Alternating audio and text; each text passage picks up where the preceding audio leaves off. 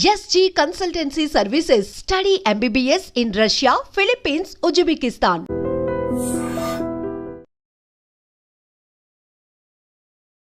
నమస్తే, welcome back to IT media. మన ఆయుర్వేదం ప్రోగ్రామ్కి అందరికీ స్వాగతం. సో ఈరోజు మనతో ఒక స్పెషల్ గెస్ట్ ఉన్నారు. Expert in Ayurveda, acupuncture in natural sciences, ఎవరో కాదు, డాక్టర్ దిలీప్ గారు ఉన్నారు. సో ఈరోజు షుగర్ పేషెంట్స్లో షుగర్ అనేది డైరెక్ట్ నర్వ్ సిస్టమ్ని డ్యామేజ్ చేస్తుంది. అంటే నరాల బలహీనత కానీ, నరాల పటుత్వం తగ్గడం కానీ, ఈ రిలేటెడ్ ఇష్యూస్ ఎక్కువగా వస్తూ ఉంటాయని చెప్తుంటారు. ఎవరిలో ఎక్కువగా వస్తాయి? షుగర్ వచ్చిన ప్రతి వాళ్ళకి వస్తాయా? తెలుసుకునే ప్రయత్నం చేద్దాము. నమస్తే సార్. నమస్తే. ఎలా ఉన్నారు సార్?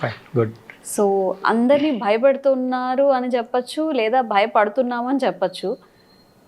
షుగర్ వచ్చిన వాళ్ళలో నర్వ్ సిస్టమ్ డ్యామేజ్ అయిపోతుంది. అంటే ఇప్పుడు రీసెంట్గా వచ్చిన వాళ్ళకి డ్యామేజ్ అవుతుందా? షుగర్ లెవెల్స్ హై ఉన్న వాళ్ళకి డ్యామేజ్ అవుతుందా? ఎలాంటి వాళ్ళకి డ్యామేజ్ అవుతుంది? నర్వ్ సిస్టమ్, అదే ఈ నరాల వీక్నెస్కి షుగర్కి ఏమైనా ఇంటర్ రిలేటెడ్ ఉందా? ఇవన్నీ అపోహలేనా? మీ ద్వారా ఆడియన్స్కి ఈరోజు ఒక అవేర్నెస్ అయితే కల్పిద్దాం మనం.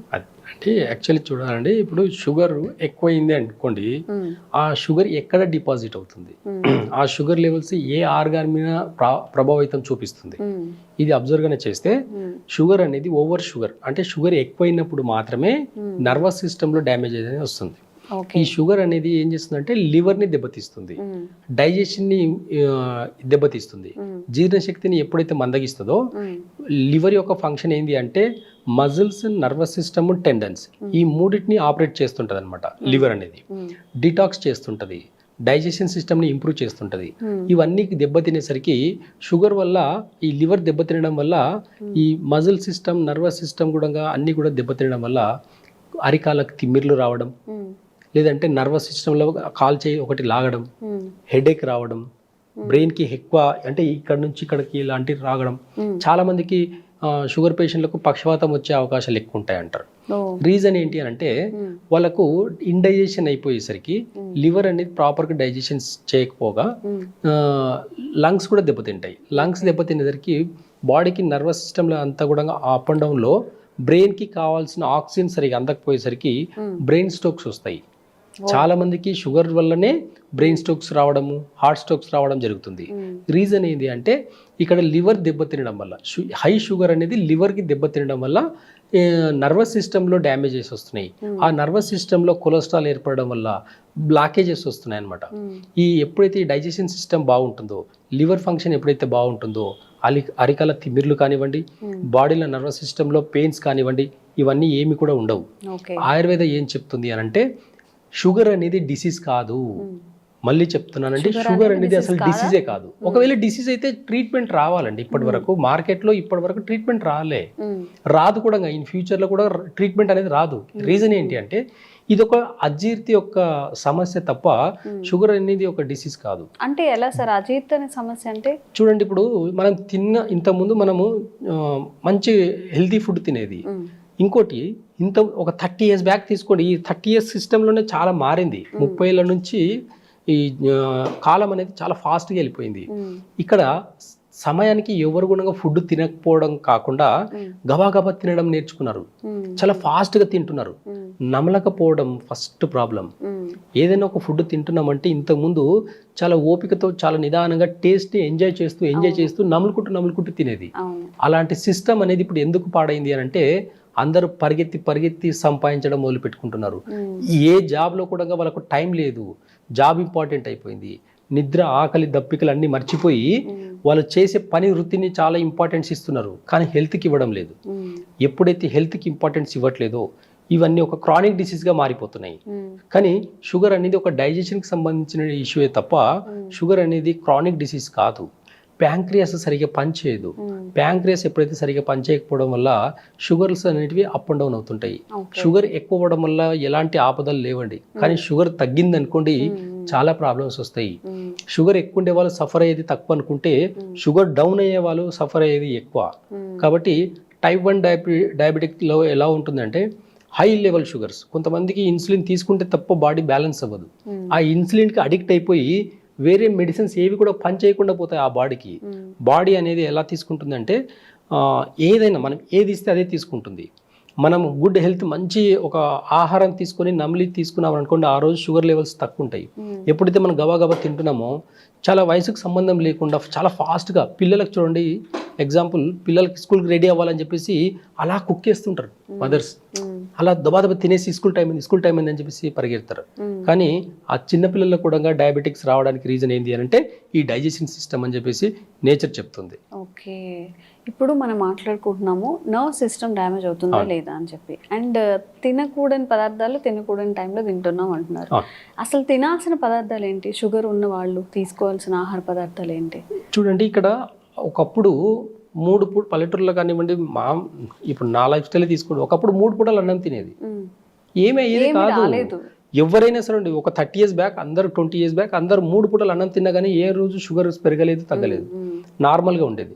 అంటే ఎక్కడ ప్రాబ్లమ్స్ వస్తున్నాయంటే ఇంతకుముందు టేస్ట్కి ఇంపార్టెన్స్ ఇచ్చేది కాదు, హెల్దీ ఫుడ్కి ఇంపార్టెన్స్ ఎక్కువ ఇచ్చేది మనము. దాంట్లో ప్రధానంగా తీసుకుంటే అంటే ఒక్కసారి అజీర్ణ శక్తి అనేది డైజెషన్ సిస్టమ్ ఒకసారి ఇన్బ్యాలెన్స్ అయితే పులుపు వస్తువులు తినకూడదు. ఆ పులుపు తినడం వల్ల ఇంకా ఇండైజెషన్ అయిపోయి షుగర్ లెవెల్స్ కానివ్వండి, థైరాయిడ్ కానివ్వండి, బీపీ కానివ్వండి, ఇవన్నీ పెరిగేదానికి అవకాశాలు ఎక్కువ ఉంటాయి అన్నమాట. కాబట్టి ఈజీ డైజెషన్ అయ్యే ఫుడ్ తీసుకోవాలి. ఒకరికి డైజెషన్ సిస్టమ్ బాగాలేదు అని అంటే ఫస్ట్ ఓన్లీ ఒక 2 weeks వరకు ఇది మీరు ట్రై చేసి చూడండి, ఎంత ఎఫెక్టివ్గా ఉంటుందంటే మీరు నమ్మరు, కానీ ట్రై చేయండి ఒకసారి.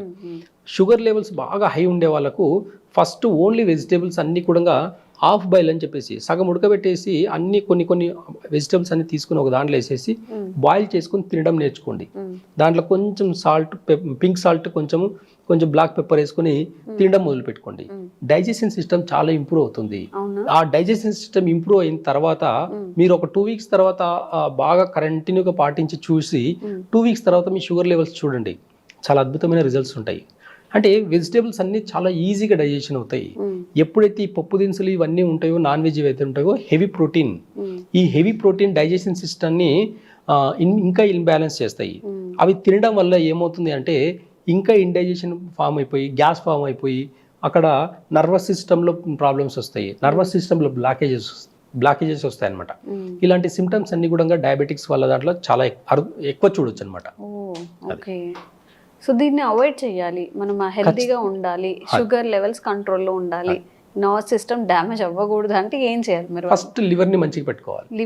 లివర్ని మంచిగా పెట్టుకోవాలనుకుంటే ఈజీ డైజెషన్ ఫుడ్ తీసుకోవాలి. నేను చెప్పినట్టు ఈ కొన్ని వెజిటేబుల్స్ అన్ని బాయిల్ చేసి తినడం వల్ల లివర్ అనేది డీటాక్స్ అవుతుంది, అంటే మెటబాలిజం సిస్టమ్ ఇంప్రూవ్ అవుతుంది, ఈజీగా డైజెషన్ అయిపోయి.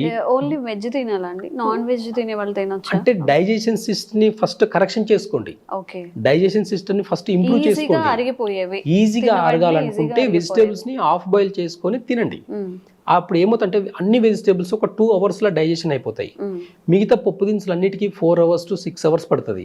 కాబట్టి ఈ పప్పు దినుసులు తగ్గించి ఫస్ట్ ఒక 2 weeks డైజెషన్ సిస్టమ్ ని ఇంప్రూవ్ చేసుకున్నానికి 2 to 4 weeks వరకు వాడి చూడండి. మీరు sugar levels, thyroid levels, BP ఇవన్నీ కూడా నార్మల్గా వస్తాయి. ఎందుకంటే లివర్ అనేది ప్రాపర్గా పనిచేస్తుంది. వేస్టేజ్ అంతా అంటే లివర్ ఎలా ఉంటుందంటే లివర్ అండ్ గాల్ బ్లాడర్ ఈ రెండు కూడా డైజెషన్ సిస్టమ్ ఇంప్రూవ్మెంట్ చేసిందే కాకుండా వేస్టేజ్, బాడీలో ఉండే వేస్టేజ్ని అంతా కూడా బయటికి పంపించడం జరుగుతుంది. డయాబెటీస్ని కంట్రోల్ చేస్తుంది, బీపీని కంట్రోల్ చేస్తుంది. ఈజీ ఫుడ్ అంటే వెజిటేబుల్స్ని బాయిల్ చేసుకుని తినడం. ఒక 2 weeks అలవాటు చేసుకోండి. ఇవి తర్వాత రిజల్ట్స్ చూడండి మీరు, అంటే అద్భుతంగా. అంటే బ్లాకేజెస్ కూడా పోతాయండి, నర్వస్ సిస్టంలో బ్లాకేజెస్ ఎక్కడ ఉంటే కూడా పోతాయి. ఎందుకంటే అక్కడ డైజెషన్ ప్రాపర్గా జరిగినప్పుడు విటమిన్స్, మినరల్స్, ప్రోటీన్స్ ఇవన్నీ కూడా బాడీకి ప్రాపర్గా అందుతాయి అనమాట. ప్రాపర్గా అందించే యొక్క రోల్ అంతా కూడా kidney, liver plus gall bladder తీసుకుంటుంది. కాబట్టి ఆ సిస్టమ్ని ఇంప్రూవ్మెంట్ చేయండి, ఈ లివర్ యొక్క సిస్టమ్ని ఇంప్రూవ్మెంట్ చేయండి. చేసిన తర్వాత అప్పుడు హెవీ ఫుడ్ తీసుకోండి, నాన్ వెజ్ కానివ్వండి, ఏదైనా సరే తీసుకోండి. నాన్ వెజ్లో మాత్రం ఖచ్చితంగా నేను చెప్పే పర్సనల్ నా అడ్వైజ్ ఏంటి అంటే చికెన్, ఎగ్ అనేది చాలా పాయిజన్ అండి ఇప్పుడున్న జనరేషన్లో. పారం కోడి ఇవన్నీ కూడా పాయిజన్, న్యాచురల్గా పెరిగేవి కాదు. అదే మేక మాంసం చూడండి, న్యాచురల్గా అది ఊరంతా తిరిగేసి, అడవంతా తిరిగేసి మేస్తూ తిరుగుతుంది కాబట్టి పెద్దగా దానికి పెద్ద ప్రాబ్లమ్స్ ఉండవు. కానీ చికెన్, ఎగ్ అనేది చాలా ప్రాబ్లమేటిక్ అండి. దీనివల్ల chronic diseases, brain strokes, heart strokes రావడానికి, కొలెస్ట్రాల్ పెరిగేదానికి, ఈ చిన్నపిల్లలకు చాలా గారబం చేసి ఎగ్స్ పెడుతుంటారు, అది చాలా పాయిజన్ అండి. అది అసలు చిన్నపిల్లల్లో ఎగ్స్ న్యాచురల్ ఎగ్స్ మార్కెట్లో దొరకవు. మీరు ఎంత ఆర్గానిక్ ఎగ్స్ అని చెప్పేసి అంటే కూడా అవి నిజం కాదు. రీజన్ ఏంటి అంటే న్యాచురల్ ఏదైతే నాటుకోళ్ళు ఎప్పుడైతే ఆ గుడ్డు పెడతాయో ఆ గుడ్లని పొదుగుకు వాడతారే తప్ప తినేదానికి వాడరు. చాలా చిన్న సైజు ఉంటుందండి. నార్మల్ కోడి గుడ్డు చాలా చిన్న సైజు ఉంటుంది. మన మార్కెట్లో నార్మల్గా ఆర్గానిక్ ఎగ్స్ అని చెప్పేసి కూడా పెద్ద పెద్ద గుడ్స్ అమ్ముతున్నారు. అదంతా ఫేక్ అండి, నమ్మకండి అవన్నీ, కరెక్ట్ కాదు ఆ సిస్టమ్. కాబట్టి చిన్న పిల్లల్లో ఎగ్స్ కాల్షియం కోసం అని చెప్పేసి పాలు ఇవ్వడం, కాల్షియం కోసం అని చెప్పేసి ఎగ్స్ పెట్టడము, ఇవి చాలా తప్పులు చేస్తారు. కానీ ఆ ఎగ్స్ ఎంతవరకు హెల్దీ అనేది ఒకసారి మీరు అనలైజ్ చేస్తే ఆ ఎగ్ ఎంతవరకు పిల్లల దాంట్లో ఎంత ఎఫెక్ట్ పడుతుందని చూస్తే మాత్రం ఇంకోసారి పెట్టరండి అసలు. ఓకే, సో సార్ చెప్పినట్టుగా అందరిలో కాదు, హై షుగర్స్ ఉన్నప్పుడు మనం తినకూడనివి తిన్నప్పుడు మన బాడీకి డ్యామేజ్ జరుగుతుంది. అండ్ ఎవరైనా డైజెషన్ ఇష్యూస్ ఫేస్ చేస్తున్నా కూడా బాయిల్ చేసుకొని తినడం, కొంత పొట్టకి రెస్ట్ ఇవ్వడం, మన లివర్కి రెస్ట్ ఇవ్వడం, ఇలాంటివి చేస్తుంటే మనం కూడా 24 గంటలు పని చేయాలి అంటే వెక్స్ అయిపోతాం కదా. 12 అవర్స్ పని చేస్తేనే మనకు చాలా చిరాకు వస్తుంది. మరి మన బాడీలో ఉన్న ఆర్గన్స్ అంత టైం వర్క్ చేయాలంటే మేబీ దీనివల్లే ఇట్లా షుగర్లు, బీపీలు ఇవన్నీ వస్తున్నాయని చెప్తున్నారు. కాబట్టి జాగ్రత్తగా తినేది జాగ్రత్తగా ఉండండి. అండ్ స్లీపింగ్ హ్యాబిట్స్ కూడా మేబీ మార్చుకోవాల్సి ఉంటుంది. కాబట్టి ఇవన్నీ పాటించండి. అండ్ మీకు ఇంకా అవేర్నెస్ కల్పించే వీడియోస్ చేస్తూనే ఉంటాము. Thank you so much. Sir, one life lesson what medicine has taught you. Whatever you can do without expecting. But I really believe మన పాజిటివ్ యాటిట్యూడ్ ఉంటేనే మనం ఏదైనా సాధించగలం. గట్ని మనం కరెక్ట్గా డీల్ చేసినట్లయితే అది మనకి పాజిటివ్ హార్మోన్స్ని రిలీజ్ చేస్తుంది. షుగర్ వచ్చిన వాళ్ళ పరిస్థితి ఏంటి? పొట్ట దగ్గర పెరిగితే దాన్ని ఆండ్రాయిడ్ అంటారు, ఆండ్రాయిడ్ ఫోన్ కదా. అసలు థాట్స్ ఎందుకు వస్తాయి? బ్రెయిన్ డెడ్ అంటే దానికి ప్రపంచం అంతా కూడా కొన్ని నిర్దిష్టమైనటువంటి లక్షణాలు. మానసికంగా ధైర్యంగా ఉంటే క్యాన్సర్ జయించవచ్చు. You are a doctor for a cause sir, అంతే. వాళ్ళకి వచ్చిన ఆదాయం కాకుండా ఫ్రీ సర్వీస్ ఎంతమందికో చేస్తారు.